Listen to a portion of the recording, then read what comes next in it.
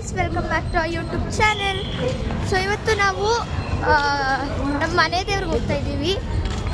ಎಲ್ಲಿ ಅಂದರೆ ನಾವು ಇವತ್ತು ನಮ್ಮ ಮನೆ ದೇವರು ಲಕ್ಷ್ಮೀ ನರಸಿಂಹಸ್ವಾಮಿಗೆ ಹೋಗ್ತಾ ಇದ್ದೀವಿ. ಲಕ್ಷ್ಮೀ ನರಸಿಂಹಸ್ವಾಮಿ ಅಂದರೆ ನಂದಿ ಬೆಟ್ಟ ಅಂದ್ಕೊಂಡಿರ್ತೀರಾ, ಅಲ್ಲ, ನಾವು ಹೋಗ್ತಾ ಇರೋದು ಕದ್ರಿಗೆ. ಕದ್ರಿಯಲ್ಲಿ ಇರೋದು ಮಂಜುನಾಥ ಸ್ವಾಮಿ ಅಂದ್ಕೊಳ್ತೀರಿ, ಆದರೆ ಅಲ್ಲಿ ಲಕ್ಷ್ಮೀ ನರಸಿಂಹಸ್ವಾಮಿ ಕೂಡ ಇದೆ. ಸೊ ನಾವಿವತ್ತು ಕದ್ರಿ ಲಕ್ಷ್ಮೀ ನರಸಿಂಹಸ್ವಾಮಿಗೆ ಹೋಗ್ತಾ ಇದ್ದೀವಿ. ಬನ್ನಿ ನಮ್ಮ ಜರ್ನಿನ ಸ್ಟಾರ್ಟ್ ಮಾಡೋಣ.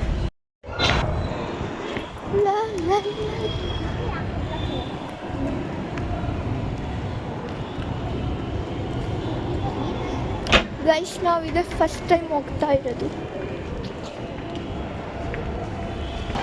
ಸೊ ಗೈಸ್, ಕದ್ರಿಗೆ ಹೋಗೋ ಬಸ್ ಇನ್ನೂ ಬಂದಿಲ್ಲ. ಕದ್ರಿಗೆ ಹೋಗೋ ಬಸ್ ಬರುತ್ತಂತೆ, ಅಲ್ಲಿವರೆಗೂ ವೇಟ್ ಮಾಡಬೇಕು.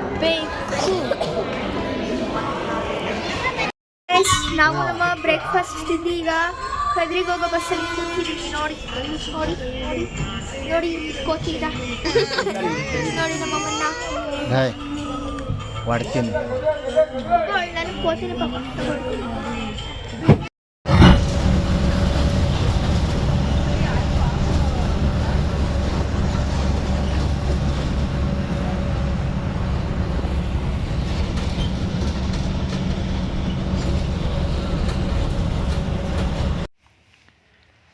Hotel Aditya grand.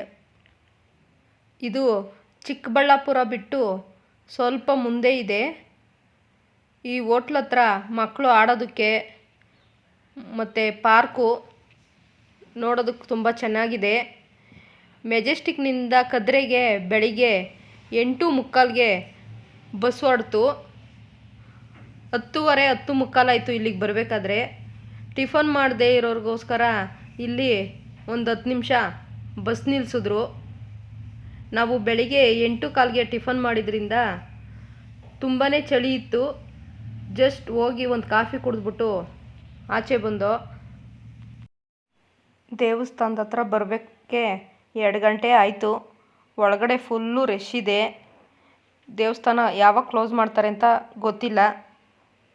ಮೊದಲು ಹೋಗಿ ದೇವ್ರ ದರ್ಶನ ಮಾಡ್ಕೊಂಡು ಬರ್ತೀವಿ. ಇದೇ ನೋಡಿ ಗರುಡ ಸ್ತಂಭ. ನಾವು ಮಧ್ಯಾಹ್ನ 2 ಗಂಟೆಗೆ ದೇವ್ರ ದರ್ಶನಕ್ಕೆ ಅಂತ ಬಂದೋ. ಜನ ತುಂಬಾ ಇದ್ದರು. 2:15 ತನಕ ನೋಡ್ದೋ. ಜನ ಕ್ಯೂನಲ್ಲಿ ಆ ಕಡೆ ಈ ಕಡೆ ಅಳ್ಳಾಡಲಿಲ್ಲ. ಊಟದ ಟೈಮ್ ಬೇರೆ ಆಗಿದ್ದರಿಂದ ಊಟ ಮಾಡ್ಕೊಂಡು ಬಂದ್ಬಿಡೋಣ ಅಂತ ಅಂದ್ಬಿಟ್ಟು ಅಲ್ಲಿ ಕೇಳ್ದೋ ಎಷ್ಟು ಗಂಟೆ ತನಕ ದೇವಸ್ಥಾನ ಓಪನ್ ಇರುತ್ತೆ ಅಂತ.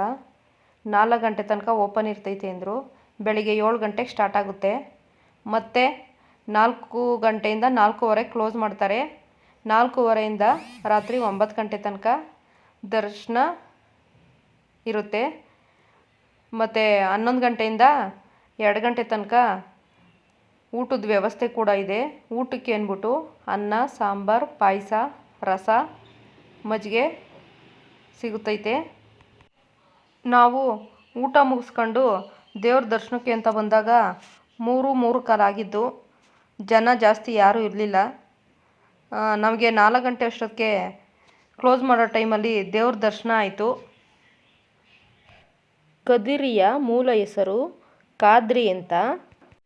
ಕಾ ಅಂದರೆ ವಿಷ್ಣುವಿನ ಪಾದ, ಅದ್ರಿ ಅಂದರೆ ಪರ್ವತ ಅಂದ್ಬಿಟ್ಟು ವಿಷ್ಣುವಿನ ಪಾದ ಸ್ಪರ್ಶವಾದ ಸ್ಥಳ ಅಂತ ಅಂದ್ಬಿಟ್ಟು ಈ ಕದ್ರೆಗೆ ಹೇಳ್ತಾರೆ.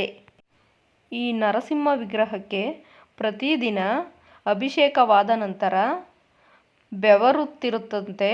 ಎಷ್ಟೇ ಒರೆಸಿದರೂ ಆ ಬೆವರು ಸ್ವಲ್ಪವೂ ಕಡಿಮೆ ಆಗುವುದಿಲ್ಲವಂತೆ. ಇದು ಈ ವಿಗ್ರಹದ ವಿಶೇಷತೆ. ಮೆಜೆಸ್ಟಿಕ್ನಿಂದ ಕದ್ರೆಗೆ ಬಸ್ಸು ತುಂಬ ಕಡಿಮೆ ಇರೋದ್ರಿಂದ ನೀವೇನಾದರೂ ಹೋಗಬೇಕು ಅಂದರೆ ಬೆಳಿಗ್ಗೆ ಬೇಗನೆ 6 ಗಂಟೆ 6:15ಗೆಲ್ಲ ಒಂದು ಬಸ್ಸಿದೆ. ಆ ಬಸ್ಸಿಗೆ ಬಿಟ್ಟರೆ ನೀವು ಮಧ್ಯಾಹ್ನ ಬೇಗ ಹೋಗಿ ತಲುಪ್ತೀರ. ದೇವ್ರ ದರ್ಶನ ಮುಗಿಸ್ಕೊಂಡು ಮತ್ತೆ 3 ಗಂಟೆಯಿಂದ 3:15 ಒಂದು ಬಸ್ಸಿದೆ. ಆ ಬಸ್ಸಿಗೆ ಬೇಕಾದರೆ ನೀವು ವಾಪಸ್ಸಾಗ್ಬೋದು. ಈ ಥರ ಪ್ಲ್ಯಾನ್ ಮಾಡಿದ್ರೆ ಒಂದೇ ದಿವಸಕ್ಕೆ ಹೋಗಿ ಬರ್ಬೋದು. ಇಲ್ಲಾಂದರೆ 2 ದಿವಸ ಬೇಕಾಗುತ್ತೆ. ನಾವಿದೆಲ್ಲ ಮುಗಿಸ್ಕೊಂಡು ಆಚೆ ಬರೋಕ್ಕೆ 4:15 ಆಯಿತು. ನಮಗೆ 4:45 ಬಸ್ ಸಿಕ್ತು.